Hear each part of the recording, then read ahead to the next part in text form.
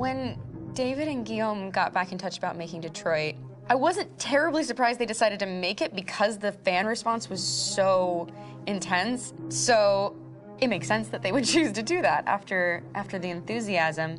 It was a challenge, and it was just an interesting thing to get my head around how to approach this character now as a different, much older person, and whether or not she had changed. And I'm very happy to say that with Detroit, I've had the opportunity to see Kara grow so much more than I ever expected.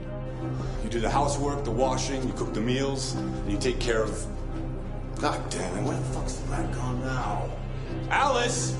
Alice! I mean, she starts out essentially how she does in Kara in a very, not robotic, but, you know, android other way, and getting to take this journey where she becomes more and more human as it goes on. You know, and as an actor, that's a wonderful exploration in every way, whether it's how she sits, her posture, how her voice changes, how emotions change, and how much emotion is based on things like empathy and social experience. And so having, you know, as much material as I got with David to have this huge, nuanced arc was really incredible.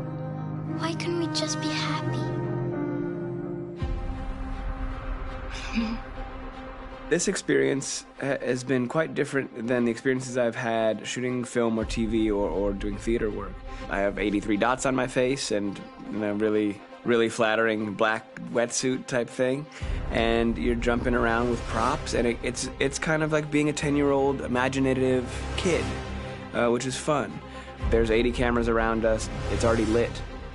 So we just shoot and shoot and shoot and shoot and shoot. There's no change of sets, there's no hair and makeup, there's no wardrobe, so we move really fast, and we'll go through about 35 pages in a day. Working in TV or film, we'll probably do 6 pages a day. It's kind of acting boot camp. It's like working out constantly. I mean, you're doing this thing, and then you got to do something that's completely other back to back to back. And so that kind of process of working is very challenging, but it's also very exciting because you just have to keep coming up with new ideas, and your head goes all over the place because you're trying to keep track of basically 4 different storylines for each different response. You shot that girl, for fuck's sake. It was a machine that looked like a girl. Yeah, I know what I should have done. I just told you I couldn't. All right, I'm sorry. The fact that David Cade, he's telling like many stories interwoven from beginning to end is super complicated and super impressive, and I have no idea how he keeps it all in his head. He's not just the writer or the director who's seeing this from the outside eye. He's also thinking about the player walking through this space. You know, only somebody who really, really loves not the work, but like these characters and these stories and cares about doing something meaningful would invest that much in it. And it's always inspiring to work with somebody who cares that much. My experience with motion capture is this one. And I found it sort of terrifying in a way, because they said the computer's going to build you. But then as we got into it, I realized all the elements of it were still artistic.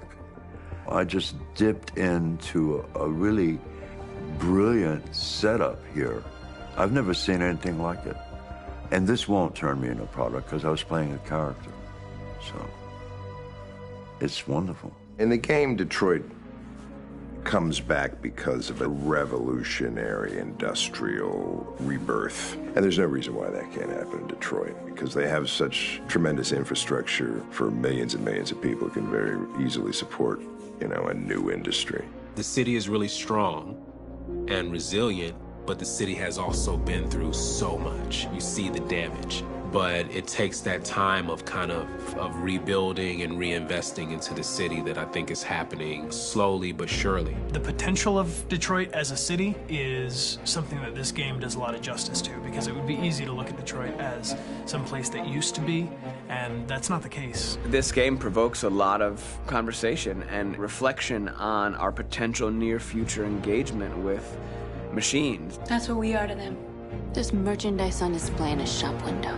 I think that a group that feels marginalized, feels like they deserve and have earned access to themselves and the environment around them, and are trying to figure out a way to articulate how to get freedom. What was I designed to be? Their slave? Their toy? It plays with your comfort levels. You think that this is fine, you're comfortable with it, until something blurs the line and throws you off, and now Do I feel differently about whether this should be allowed? Should it be banned? Should it be encouraged? You're gonna ruin our lives, and for what? For a bunch of machines? They are not machines! They are alive! I'm alive! You're alive! They're nothing! There are lots of comparable comparisons to any type of persecution of religion, race, etc., dating way back. It can't just be a video game where you shoot 'em up or where people make these choices to do whatever. I think that's the whole point. You have the choice, and you can either choose to go in one direction with your character or another. And I think that's going to be very telling about the gamer. Very telling. I think there's going to be a really strong reaction to this game, which has such a strong perspective. I'm that much more proud of it now to get to be a part of it because it's important.